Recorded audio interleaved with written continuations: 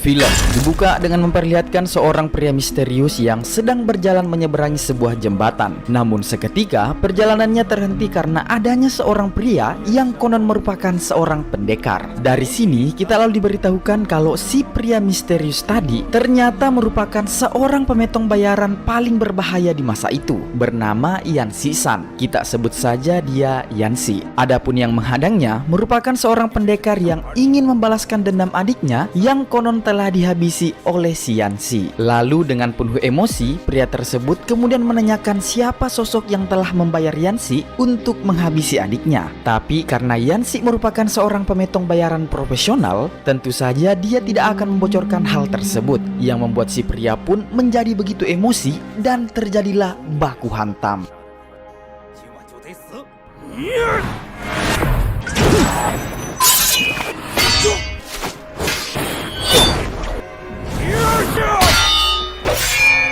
Sebagai seorang pemetong bayaran handal dengan jurusnya yang begitu badas, Yanxi pun dengan cukup mudah berhasil mengalahkan orang tersebut.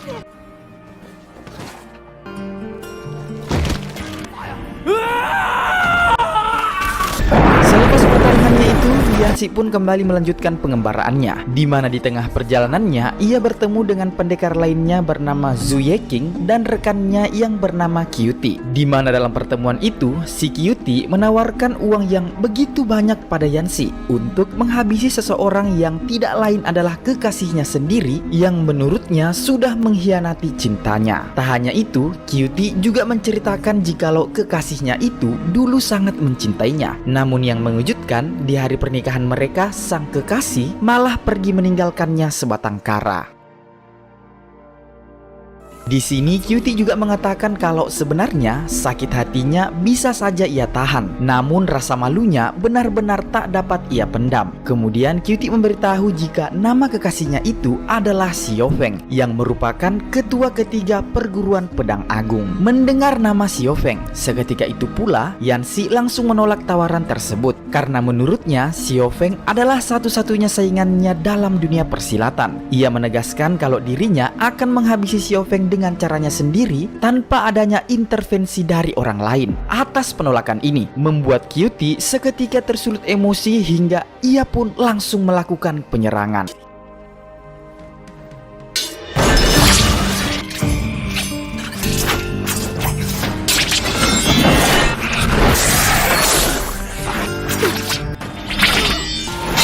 Meskipun Yanxi dapat dengan mudah mengalahkan Qiuti, tapi di sini ia tak sampai hati menghabisinya dan memilih pergi melanjutkan perjalanannya. Keesokan harinya, Yanxi yang ternyata memang terobsesi ingin melawan Xiaofeng segera pergi mendatangi markas perguruannya. Akan tetapi sesampainya di sana, keinginannya tidak bisa terwujud saat Tuan Jui yang tidak lain adalah ayah dari Xiaofeng mengabarkan bahwa anaknya tersebut telah metong 1 bulan yang lalu.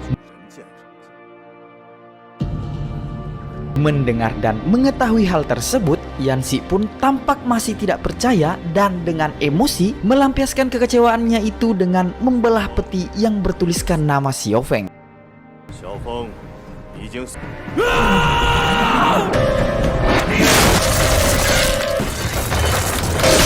Melihat perbuatan Yanxi itu, tentu saja semua orang di sana begitu marah karena ia dianggap telah menghina perguruan tersebut. Kemudian dengan brutalnya, para murid dan guru di sana pun mulai menyerang Yanxi.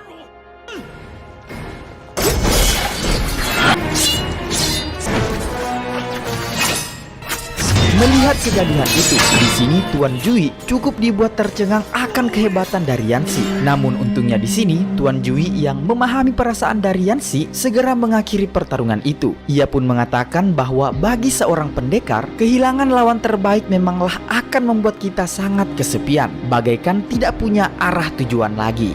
Di tengah perbincangan mereka, tiba-tiba Yanxi mengalami batuk darah yang menandakan bahwa dirinya ternyata mengidap sebuah penyakit berbahaya.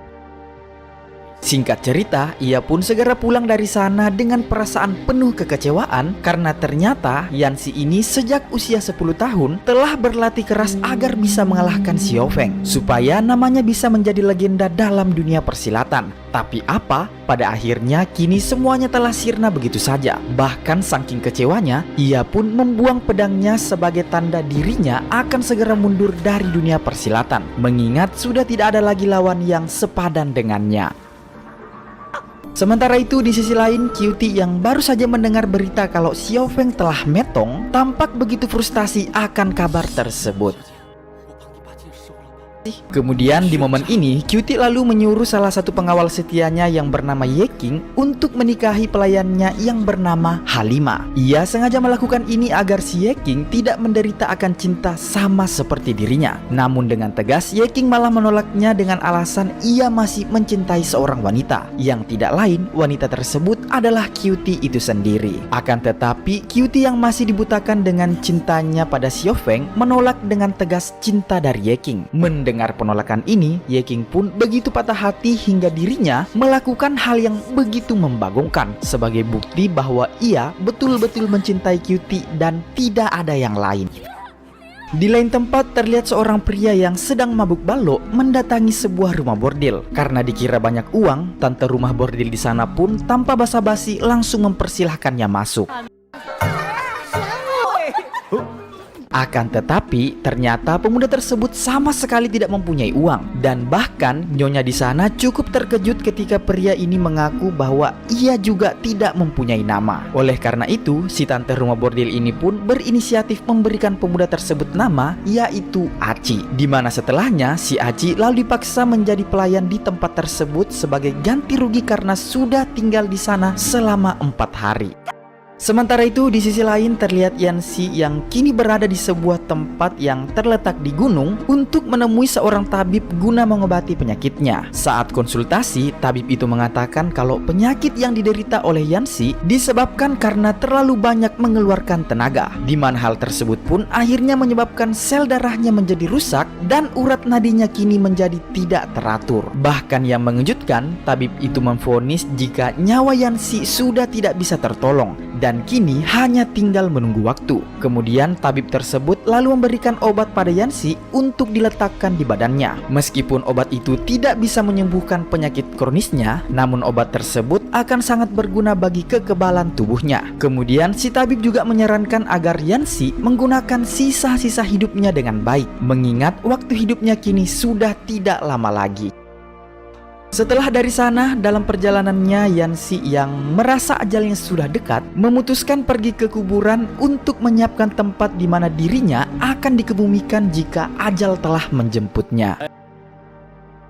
Kembali ke rumah bordil, terlihat seorang wanita bernama Mia, hendak pakai B, yang sedang menagih bayaran kepada dua pria hidung belang yang sudah mengendorse tubuhnya. Akan tetapi sayangnya setelah diendorse, pria tersebut malah enggan membayarnya. Mia yang tidak mau rugi tampak terus memaksa kedua pria itu untuk segera membayar hingga terjadilah keributan. Aci yang melihat kejadian tersebut mencoba untuk membantu dan menyuruh mereka untuk membayar. Tapi tiba-tiba melihat Aci yang sama sekali tidak tumbang saat ditusuk-tusuk, membuat kedua nyali pria itu pun seketika jadi ciut dan segera membayarnya. Keesokan harinya, Mia merawat Aci yang terluka karena tusukan pria hidung belang kemarin. Di momen ini, Mia yang merasa kalau Aci adalah seorang pria yang baik, langsung mengatakan jika dirinya mencintai Aci. Bahkan tak hanya itu, si Mia dengan brutalnya langsung menawarkan tubuhnya dengan gratis. Keesokan harinya, Aci yang merasa hidupnya tak berguna lagi memutuskan untuk melakukan bundir. Tapi beruntung, ia dihentikan oleh seorang pria bernama Saipul. Di mana dengan tulusnya, si Saipul menasehati Aci hingga membuat Aci kembali sadar bahwa perbuatannya itu adalah perbuatan yang salah. Singkat cerita, Saipul kemudian mengajak Aci bekerja untuk mengisi waktu agar pikirannya tidak jenuh. Yah, meskipun pekerjaan mereka sebagai penyodot WC buntu, namun Saipul dan Aci tampak begitu legowo dan semangat menjalani pekerjaan mereka. Usai bekerja, Saipul lalu membawa Aci pulang dan diperkenalkan pada ibunya. Terlihat sang ibu begitu senang melihat kedatangan Aci. Terlebih menurutnya, wajah Aci sangat tampan sekali, tidak seperti anaknya. Kemudian keluarga yang sangat sederhana ini mengajak Aci makan bersama, di mana di tengah asiknya makan, Saipul menceritakan jika dirinya sebenarnya mempunyai seorang adik perempuan, namun ia jarang sekali pulang karena sedang bekerja di kota dan hanya biasa pulang selama sekali dalam sebulan.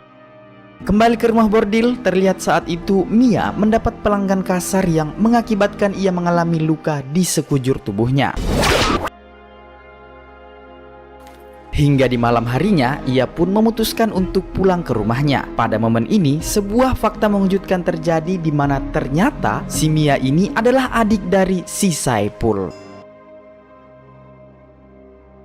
Di pagi harinya, Aci menanyakan tentang luka di tubuh Mia. Namun Mia menjawab jika dirinya sudah tidak mau bekerja di tempat haram itu lagi. Terlebih saat ini, uangnya sudah terkumpul cukup banyak dan dirasa bisa ia gunakan untuk memulai hidup yang baru. Sementara itu, di rumah bordil terlihat bos besar yang tidak mau kehilangan Mia sebagai aset berharganya, mengingat si Mia merupakan gadis yang berani melayani siapapun asalkan dibayar dengan harga yang cocok. Untuk itu, si bos besar lalu menyuruh anak buah paremangnya agar segera pergi menjemput paksa gadis tersebut. Singkat cerita, saat Mia sekeluarga sedang berada di pasar, tiba-tiba orang suruhan bos besar pun datang di sana dan langsung berusaha menjemput paksa Mia. Melihat hal ini, Aci dan Saipul pun berusaha melawan.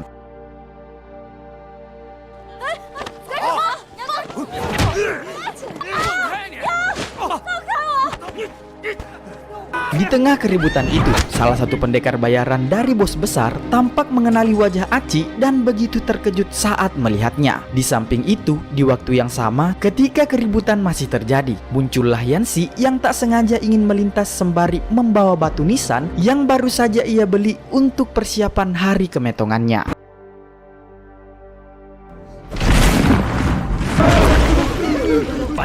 Pimpinan preman kroco yang melihat Yansi dan Aci berada di tempat itu dengan penuh ketakutan, ia pun segera kabur dari sana sampai kencing di celana. Singkat cerita, atas kejadian barusan, para warga yang menduga jika Yansi ini pasti adalah seorang pendekar yang jago, kemudian berbondong-bondong mendatanginya di kuburan dan meminta Yansi agar mengajari kungfu pada Aci. Mengingat di desa mereka selalu ditindas oleh para penjahat karena tidak ada orang yang bisa kungfu. Pada malam hari, Yansi pun mendatangi rumah bordil milik bos penguasa wilayah di sana dan langsung menghajar para pengawal yang berada di tempat haram tersebut. Setelah itu, Yansi mencari bos besar rumah bordil yang selalu meresahkan semua penduduk wilayah ini. Lalu tanpa basa-basi, dengan brutalnya Yansi pun menghabisinya. Atas kejadian itu, membuat seluruh masyarakat bergembira hingga mengadakan tasyakuran setelah mendengar kabar akan kemetongan bos bordil jahat tersebut. Keesokan harinya, Yansi yang belum mengetahui siapa diri Aci sebenarnya memutuskan untuk mengangkatnya sebagai murid dan mengajarinya kungfu. Bukan tanpa alasan, hal ini ia lakukan agar nanti ketika ia sudah metong, ada yang mewarisi jurus pedang pamungkasnya. Lebih lengkap, Yansi mengatakan jika Aci menguasai jurus pedang miliknya, maka tidak akan ada pendekar yang mampu mengalahkannya. Dengan lagak polosnya, Aci lalu memperhatikan setiap jurus pedang yang diperlihatkan oleh Yansi.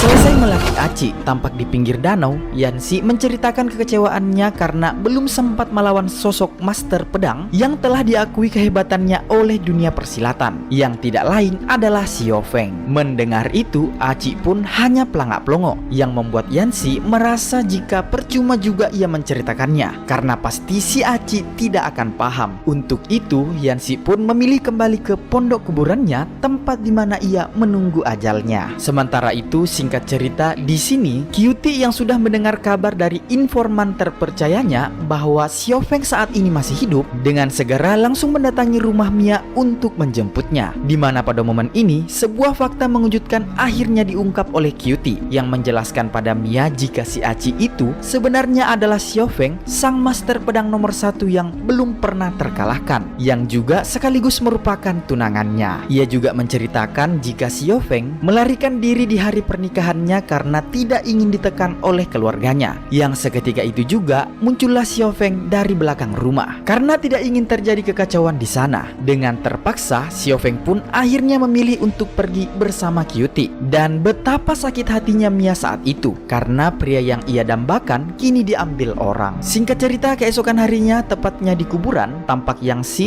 tiba-tiba dikagetkan dengan datangnya seseorang yang memberi kabar jika Xiaofeng ternyata masih hidup dan kini merubah namanya menjadi Aci. Mendengar kabar itu, seketika jiwa petarung Yang Si pun kembali bergelora.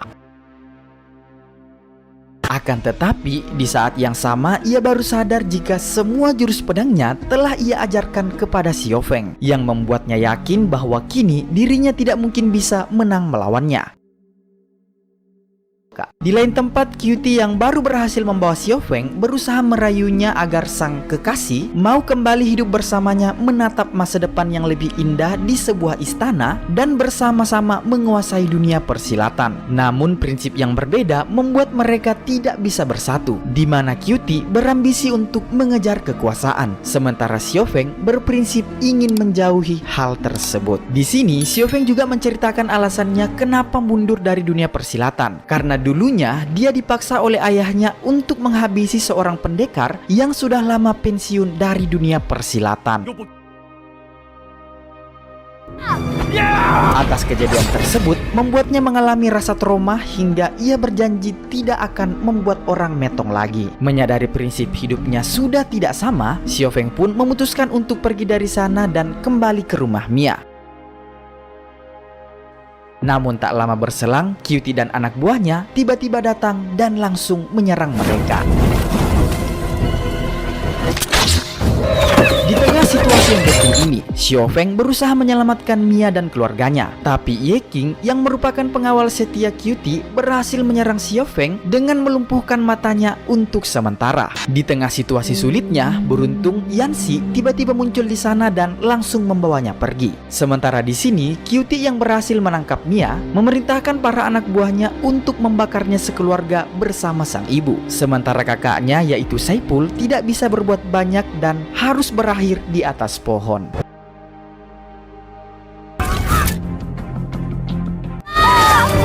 Di pagi harinya, Xiaofeng dan Yan Si pergi memeriksa kampung yang tampak kini sudah habis terbakar. Di momen ini, ia menemukan tubuh ibu Mia yang sudah hangus terbakar. Sementara Mia sendiri terlihat masih hidup. Yah, meskipun sayangnya mengalami luka bakar di sekujur tubuhnya. Melihat itu, Yan Si pun segera memberikan pil yang dulu diberikan tabib beberapa minggu lalu, di mana obat tersebut diyakini mampu menyelamatkan nyawa seseorang meskipun telah mengalami luka bakar yang sangat serius.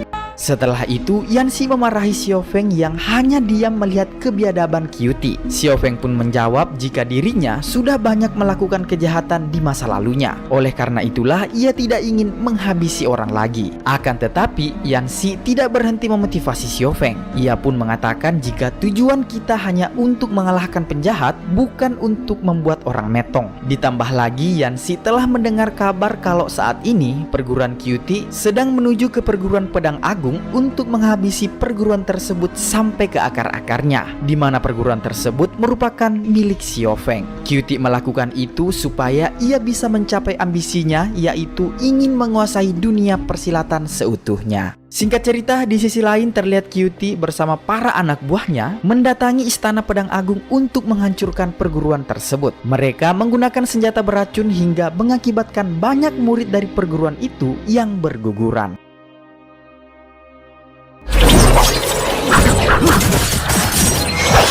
Di tengah-tengah kepanikan hari itu, tiba-tiba Yan Si dan Xiaofeng akhirnya muncul di sana, di mana tanpa instruksi, Xiaofeng pun langsung menyerang prajurit Cutie tanpa menghabisinya dan hanya membuat mereka lumpuh.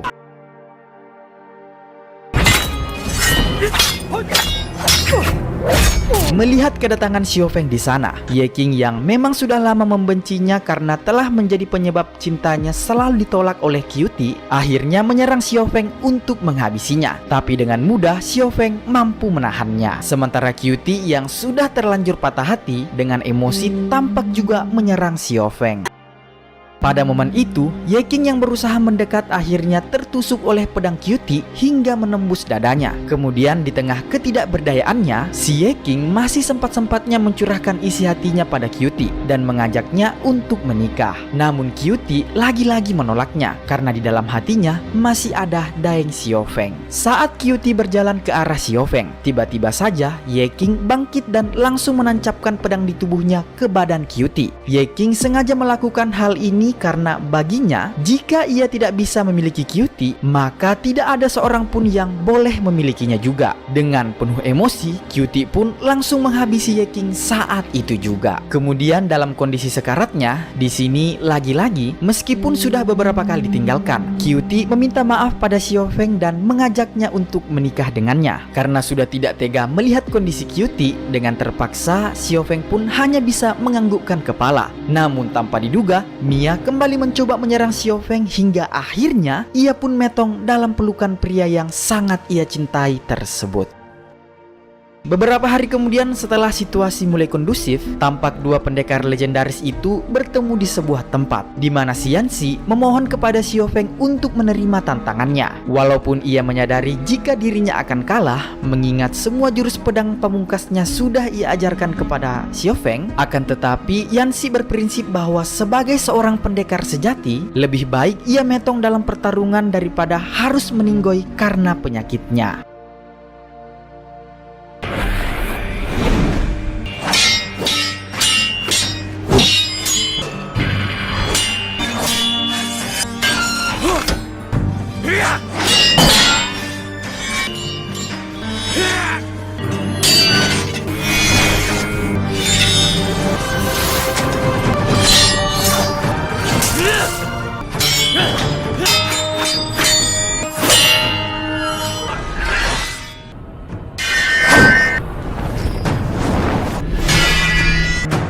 Setelah mendapat serangan telak dari Xiaofeng, keinginan Yanxi pun akhirnya terkabul di mana ia akhirnya metong dengan tusukan pedang Xiaofeng.